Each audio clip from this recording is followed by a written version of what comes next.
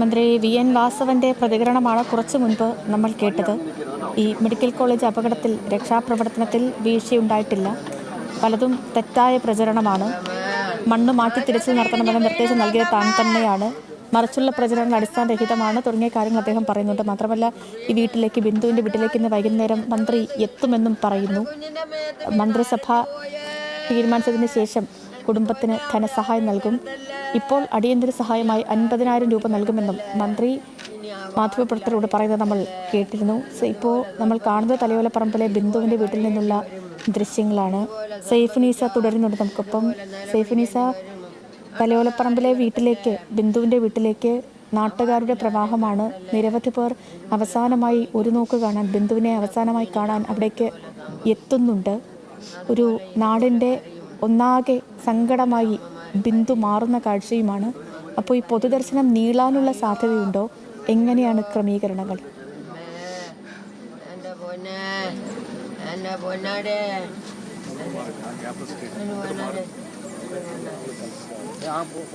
പൊതുദർശനം നീളാൻ സാധ്യതയില്ല. 11 മണിക്ക് തന്നെ മൃതദേഹം സംസ്കാര ചടങ്ങുകൾക്കായി താഴേക്ക് കൊണ്ടുപോകുമെന്നാണ് ഇപ്പോൾ അറിയാൻ സാധിക്കുന്നത്.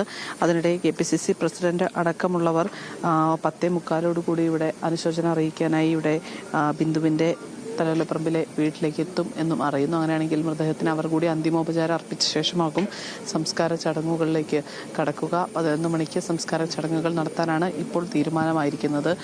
ബിന്ദുവിൻ്റെ മകൾ നവമിക്ക് ആരോഗ്യ പ്രശ്നങ്ങളുള്ളതാണ്, മരുന്ന് കഴിക്കേണ്ടതാണ്. അതുകൊണ്ട് കുട്ടിയെ മരുന്ന് കഴിപ്പിക്കാനായി ഇപ്പോൾ സഹോദരൻ കൊണ്ടുപോയിരിക്കുകയാണ്. അതിനുശേഷം മകൾ ഇവിടേക്ക് തിരിച്ചെത്തും. ഇപ്പോൾ മൃതദേഹത്തിനരികിലിരുന്ന് കരയുന്നത് ബിന്ദുവിൻ്റെ അമ്മയും ചേച്ചിയുമൊക്കെയാണ്. അത്യന്തം വേദനാജനകമായൊരു അന്തരീക്ഷമാണ് ഉള്ളത്. കാരണം അപ്രതീക്ഷിതമായ ഒരു വാർത്തയായിരുന്നു ബിന്ദുവിൻ്റെ മരണം. ആ വിയോഗം ഇവർക്ക് ഇപ്പോഴും ഉൾക്കൊള്ളാൻ സാധിക്കുന്നില്ല. കാരണം എപ്പോഴും ഫോണിൽ ബന്ധപ്പെടുകയൊക്കെ ചെയ്യുന്ന ചേച്ചിയാണ്. കഴിഞ്ഞ ദിവസവും ആശുപത്രിയിലായിരുന്നപ്പോഴും വിളിച്ച് വിശേഷങ്ങൾ പറഞ്ഞു. ഇന്നലെ കാണാനില്ലെന്ന് പറഞ്ഞപ്പോഴും ചേച്ചി പലതവണ വിളിച്ചു, പക്ഷേ സഹോദരിയെ കിട്ടിയില്ല.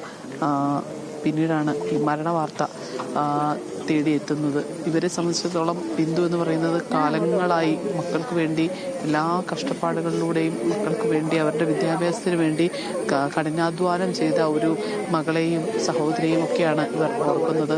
എന്തായാലും അത് എത്രത്തോളം ഇപ്പോൾ കാണുന്നത് ബിന്ദുവിൻ്റെ ഒപ്പം ടെക്സ്റ്റൈൽ ഷോപ്പിൽ ജോലി ചെയ്തിരുന്ന സഹപ്രവർത്തകരാണ്. അവർക്കത് ഉൾക്കൊള്ളാനാകുന്നില്ല. അവരൊക്കെ ബിന്ദു അമ്മ എന്നാണ് വിളിച്ചിരുന്നത് ബിന്ദുവിനെ. അവരുടെ മകളുടെ ചികിത്സയ്ക്ക് ശേഷം കോട്ടയം മെഡിക്കൽ കോളേജിലെ ശസ്ത്രക്രിയയ്ക്ക് ശേഷം തിരിച്ചു വരാം എന്ന് ഉറപ്പ് നൽകിയാണ് പോയത്. പക്ഷേ പിന്നീട് 3 ദിവസത്തിനപ്പുറം അവർ കേൾക്കുന്നത് സഹപ്രവർത്തകയുടെ മരണവാർത്തയാണ്. അവർക്കത് ഉൾക്കൊള്ളാനാകുന്നില്ല. എല്ലാ കാര്യത്തിലും അവർക്ക് ചില അഭിപ്രായങ്ങൾ പറയുകയും കുടുംബത്തിലെ കാര്യങ്ങളിലെല്ലാം ഉപദേശങ്ങൾ നൽകുകയൊക്കെ ചെയ്യുന്ന ഒരു മൂത്ത സഹോദരിയെ പോലെയായിരുന്നു ബിന്ദു. അതുകൊണ്ട് തന്നെ ബിന്ദുവിൻ്റെ വിയോഗം ഇവർക്ക് താങ്ങാവുന്നതിലും ഉൾക്കൊള്ളാവുന്നതിലുമൊക്കെ അപ്പുറത്താണ്. പൊട്ടിക്കരഞ്ഞുകൊണ്ടാണ് ഇവർ ഇവിടെ നിന്ന് മൃതദേഹത്തിന് അന്തിമോപചാരം അർപ്പിക്കുന്നത്. ബിന്ദുവിൻ്റെ കുടുംബത്തിന് എന്തെല്ലാം പകരം നൽകിയാലും അതൊന്നും പകരമാകില്ലെന്ന് നമുക്ക് ഇവിടെ നിൽക്കുമ്പോൾ മനസ്സിലാകുന്നു. കാരണം അവർ ആരായിരുന്നു എന്നുള്ളത് ഈ കുട്ടികളുടെ കരച്ചിലും വാക്കുകളിലും എല്ലാം തന്നെ കേൾക്കുന്നതാണ്. മകൻ പറയുന്നുണ്ട്, എനിക്ക് ഇനി കുടുംബത്തിനെ പിടിച്ചു നിർത്തണമെന്നുണ്ടമ്മേ, പക്ഷെ എനിക്കത് പറ്റുന്നില്ല, ഞാൻ തളർന്നു പോവുകയാണ്, എന്നോട് ക്ഷമിക്കണമെന്ന് പറഞ്ഞുകൊണ്ട് മകൻ വാവിട്ട് കരയുന്നുണ്ട്. മകളുടെ ആരോഗ്യനില കുറച്ച് ഗുരുതരമാണ്. കാരണം ആ കുട്ടിക്ക് നട്ടെല്ലിന് ഇൻഫെക്ഷൻ ഉള്ളതാണ്. പ്രത്യേകം മെഡിക്കൽ ബോർഡ് രൂപീകരിച്ച് ഇനി ചികിത്സകൾ നടത്തുമെന്നിപ്പോൾ തീരുമാനമൊക്കെ ആയിട്ടുണ്ട്. എങ്കിൽ പോലും അവർക്ക് അതും വലിയൊരു വേദനയുള്ള കാര്യമാണ്. കാരണം ഇനി ശസ്ത്രക്രിയ കഴിഞ്ഞാൽ പോലും മാസങ്ങളോളം ഒരേ കിടപ്പ് കിടക്കേണ്ടി വരും. അതിൻ്റെ മറ്റു പരിശോധനകളും ചികിത്സകളും എല്ലാം തുടരേണ്ടി വരും. എല്ലാത്തിനും ഓടാനുള്ളത് ഇനി ആ ഒരു അച്ഛൻ മാത്രമാണ്. അച്ഛനും ആരോഗ്യ പ്രശ്നങ്ങളുള്ള ഒരാളാണ്. അമ്മയില്ല, സഹോദരന് ജോലിയുണ്ട്. ഇനി സഹോദരൻ്റെ ആ ഒരു ജോലിയിൽ മാത്രമാണ് ഈ കുടുംബത്തിന് പിടിച്ചു നിൽക്കാനാവുക. മകന് ജോലി കിട്ടിയപ്പോൾ അമ്മയോട് ബിന്ദു പറഞ്ഞത്, മകന് ജോലി ആയല്ലോ അമ്മ, ഇനി അവന് ശമ്പളമൊക്കെ വന്നു തുടങ്ങിയാൽ ഞാൻ എൻ്റെ ജോലി നിർത്തി ഞാൻ വീട്ടിലിരിക്കും, പിന്നെ അമ്മയുടെ ഒപ്പം തന്നെ ഉണ്ടാകും എന്നാണ് പറഞ്ഞത്. പക്ഷേ മകൻ്റെ ജോലി കിട്ടി 1 മാസം കഴിഞ്ഞ് ആദ്യ ശമ്പളം വാങ്ങാൻ പോലും ബിന്ദുവിനായില്ല എന്നുള്ളതാണ് ഏറ്റവും ദുഃഖകരമായ കാര്യം. അത് പറഞ്ഞ അമ്മയും വിലപിക്കുകയാണ്. കാരണം വിദേശത്തേക്ക് മക്കളുടെ പഠനത്തിനൊക്കെയായി വിദേശത്തേക്ക് കുട്ടികളെ നോക്കുന്നതും വീട്ടുജോലിക്കുമൊക്കെ പല ജോലികളും കിട്ടുന്ന സാഹചര്യത്തിൽ അതിന് പോകാമെന്ന് ആലോചിച്ചപ്പോൾ പോലും അമ്മയാണ് മകളോട് പറഞ്ഞു, നീ എവിടെയും പോകണ്ട, എനിക്ക് നിന്നെ കണ്ടുകൊണ്ടേയിരിക്കണം എന്ന് പറഞ്ഞത്. അങ്ങനെ പിടിച്ചു നിർത്തിയ ഇളയ മകളാണ് ബിന്ദു. മൂത്ത മകൻ അടുത്തിടെയാണ് മരിച്ചത്. പിന്നീട് ഒരു മകനും പിന്നൊരു മകളും ഉള്ളത് ആണ് ഇപ്പോൾ അടുത്തൊക്കെ ഇരിക്കുന്നത്. ഏറ്റവും ഇളയ മകളാണ് ബിന്ദു ഇങ്ങനെ പെട്ടെന്ന് ഒരു ദിവസം അമ്മയോട് പറയാതെ പോകുമെന്ന് ഈ അമ്മ ഒരിക്കൽ പോലും ചിന്തിച്ചിട്ടില്ല. അമ്മ ഇന്നലെ ഉച്ചയ്ക്ക് വാർത്ത അറിയുമ്പോൾ അമ്മ ഒറ്റയ്ക്കായിരുന്നു വീട്ടിൽ. സമീപവാസികളൊക്കെ വന്ന് ആശ്വസിപ്പിക്കാൻ ശ്രമിക്കുന്നുണ്ടെങ്കിലും സ്വന്തം മകളുടെ വിയോഗം അത് അമ്മയ്ക്ക് താങ്ങാവുന്നതിലും അപ്പുറത്താണ്. മകളുടെ മുഖത്തെ പരിക്കുകൾ, എന്തുകൊണ്ടാണ് ഇങ്ങനെ ഇത്രയും പരിക്കുകൾ ഉള്ളതെന്നൊക്കെയാണ് അമ്മ ചോദിക്കുന്നത്. എന്താണ് മകൾക്ക് പറ്റിയതെന്ന് എപ്പോഴും കൃത്യമായൊരു രൂപം അമ്മയ്ക്ക് ആയിട്ടില്ല. കാരണം ആ ഞെട്ടൽ, മകൾ ഇല്ല എന്നുള്ള ഞെട്ടലിൽ നിന്ന് അമ്മ ഇപ്പോഴും മോചിതയായിട്ടില്ല. മൃതദേഹം അന്തിമോപചാരം അർപ്പിക്കാൻ ഒരുപാട് പേരാണ് ഇവിടെ എത്തിക്കൊണ്ടിരിക്കുന്നത്. ഈ നാട് മുഴുവൻ, മങ്കുന്ന് നാട് മുഴുവൻ ഇവിടേക്ക് എത്തുകയാണ്. ഈ നാട്ടിലെല്ലാം പ്രിയങ്കരിയാണ് ബിന്ദു. കാരണം ബിന്ദു രാവിലെ ജോലിക്ക് പോകുന്നതും വൈകിട്ട് തിരിച്ചു വരുന്നതും, കാരണം നമുക്കറിയാം ടെക്സ്റ്റൈൽ ഷോപ്പിൽ ജോലി എന്ന് പറഞ്ഞാൽ രാവിലെ പോകണം, രാത്രി ഇരുട്ടാകുമ്പോഴാണ് വരിക. ഇവിടെ അടുത്തുള്ള ഓട്ടോ ഡ്രൈവർമാരൊക്കെ പറഞ്ഞു, ഞങ്ങൾ ചില ഓട്ടം പോയി തിരിച്ചു വരുമ്പോൾ ബിന്ദു നടന്നു വരുന്ന കാണാം. കാരണം ബിന്ദുവിന് കാലിന് വേദനയുണ്ട്. ബുദ്ധിമുട്ടി നടന്നു വരുന്ന കാണുമ്പോൾ നമ്മൾ ഒരു ലിഫ്റ്റൊക്കെ കൊടുത്ത് വീടിൻ്റെ അടുത്ത് കൊണ്ട് ഇറക്കാറുണ്ട് എന്ന്. കാരണം അങ്ങനെയെല്ലാം അറിയുന്ന സുപരിചിതരായ നാട്ടുകാരാണ്. ഒരു ഗ്രാമപ്രദേശമാകുമ്പോൾ അവർ എല്ലാ കാര്യത്തിലും അങ്ങോട്ടും ഇങ്ങോട്ടും ഒക്കെ സഹായമായിട്ട് കൂടെ നിൽക്കുന്ന ആളുകളുമാണ്. അവർക്കൊക്കെ ബിന്ദുവിൻ്റെ കഷ്ടപ്പാടുകൾ അറിയാവുന്നത് കൊണ്ട് തന്നെ ബിന്ദുവിൻ്റെ ഈ അപ്രതീക്ഷിത യാത്രകൾ അവർക്ക് ഉൾക്കൊള്ളാനാകുന്നതില്ല എന്നുള്ളതാണ്.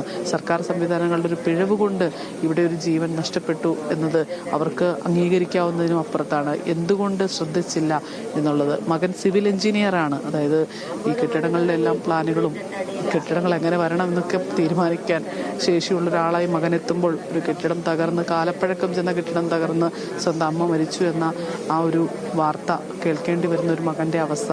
ആദ്യ ശമ്പളം നൽകാനായി അമ്മയ്ക്ക് കൊടുക്കാനായി വരാനിരിക്കെ അമ്മയെ കാണാനില്ലെന്ന് അച്ഛൻ പറഞ്ഞ് പെട്ടെന്ന് ജോലിസ്ഥലത്ത് നിന്ന് ഓടി കോട്ടയം മെഡിക്കൽ കോളേജിലേക്ക് എത്തുകയും പിന്നീട് ഒരു സ്ത്രീയുടെ മൃതദേഹം പുറത്തെടുത്തിട്ടുണ്ട് എന്ന് കണ്ടെത്തി. അത് കണ്ട് തിരിച്ചറിഞ്ഞ് അതിൻ്റെ അമ്മയാണ് എന്ന് പറഞ്ഞ് വാവിട്ട് കരയുകയും ചെയ്യുന്ന നവനീത്. ആ നവനീതിൻ്റെ മുഖമാണ് നമ്മുടെ മനസ്സിലുള്ളത്. നവനീത് സഹോദരിയെയും കൊണ്ട് മരുന്ന് കൊടുക്കാൻ പോയിരിക്കുകയാണ്. മരുന്ന് മകൾ കഴിക്കില്ലെന്ന വാശിയിലിരിക്കുകയായിരുന്നു. അമ്മ ഇങ്ങനെ കിടക്കുമ്പോൾ ഞാൻ മരുന്ന് കഴിക്കുന്നില്ല എന്നുള്ളത്. പക്ഷേ മകളുടെ ആരോഗ്യസ്ഥിതി വളരെ ഗുരുതരമാണ്.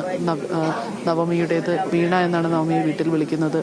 വീണ മോളെ മരുന്ന് കഴിപ്പിക്കാം, ചേട്ടൻ വന്നാലേ കഴിക്കൂ എന്ന് പറഞ്ഞുകൊണ്ട് ഇപ്പോൾ ചേട്ടൻ കൂടെ പോയിരിക്കുകയാണ് നവമിയെ മരുന്ന് കഴിപ്പിക്കാൻ. അങ്ങനെ അത്ര നമുക്ക് ഓർക്കുമ്പോൾ എവിടെയും ഇന്നയാളുണ്ടല്ലോ, ഇതാണല്ലോ എന്നുള്ളൊരു സമാധാനിക്കാവുന്ന ഒരു ഘടകം പോലും ഇല്ലാത്ത ഒരു വേദനാജനകമായ ഒരു അന്തരീക്ഷമാണ്. കാരണം ആ മകൻ്റെ 22 വയസ്സ് കഴിഞ്ഞ ആ മകൻ്റെ തോളിലേക്ക് കുടുംബത്തിൻ്റെ മുഴുവൻ ഭാരവും എത്തുമ്പോൾ ഇനി ജോലിക്ക് പോകണോ അതെയോ സഹോദരിയുടെ ചികിത്സയ്ക്ക് വേണ്ടി കൂട്ടിരിക്കണോ എന്ന് അറിയാൻ പാടില്ലാത്ത ഒരു ഘട്ടത്തിൽ എത്തി നിൽക്കുന്ന ഒരു കുടുംബമാണ് അത്. 80 വയസ്സുള്ള അമ്മയുണ്ട്, പ്രായമായ അച്ഛനുണ്ട്.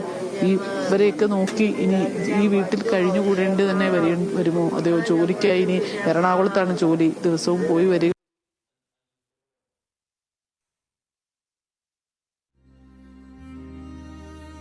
തലയോലപ്പറമ്പിലെ ബിന്ദുവിൻ്റെ വീട്ടിൽ നിന്നുള്ള കാഴ്ചകളാണ് നമ്മൾ കാണുന്നത്. ഉച്ചവരുടെ തീരാ നോവായി മാറിയിരിക്കുകയാണ് ബിന്ദു. നെഞ്ചുകീറി ഉള്ളുലഞ്ഞുള്ള അവരുടെ കരച്ചിൽ, അവരുടെ വാക്കുകൾ, ഇതൊക്കെ ആർക്കും കേട്ടിരിക്കാൻ കഴിയുന്നതല്ല. ഈ മരണം സംഭവിക്കുന്നു എന്നുള്ളൊരു യാഥാർത്ഥ്യത്തിനപ്പുറം ആ വീട്ടിലെ വിലാപം, ആ വീട്ടിലെ കാഴ്ചകളാണ് ഒരു മനുഷ്യനും കണ്ടു നിൽക്കാൻ കഴിയാത്തത്. ഒരു കുടുംബത്തിൻ്റെ എല്ലാമായിരുന്നു ബിന്ദു. നാടിൻ്റെ പ്രിയപ്പെട്ടവളായിരുന്നു ബിന്ദു. അപ്രതീക്ഷിതമായുണ്ടായ അപകടത്തിൽ ബിന്ദുവിന് ജീവൻ നഷ്ടപ്പെടുകയായിരുന്നു. ആ യാഥാർത്ഥ്യത്തെ ഉൾക്കൊള്ളാൻ പാടുപെടുകയാണ്.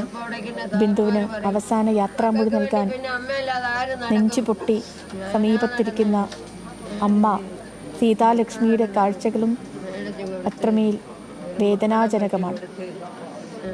ഞങ്ങൾക്ക് കിടക്കാനൊന്നും തന്നെ ഇല്ല. ഞങ്ങൾ ചുരുണ്ട് കിടക്കും. അപ്പുറത്തും ഇപ്പുറത്തും പിന്നെ ഞങ്ങളുടെ തുണി വയ്ക്കാൻ പോലും ഇടയില്ല. ഞങ്ങൾ ഇത് മതി, നമ്മൾ പറയും ഇത് മതിയമ്മ, ഇത് തന്നെ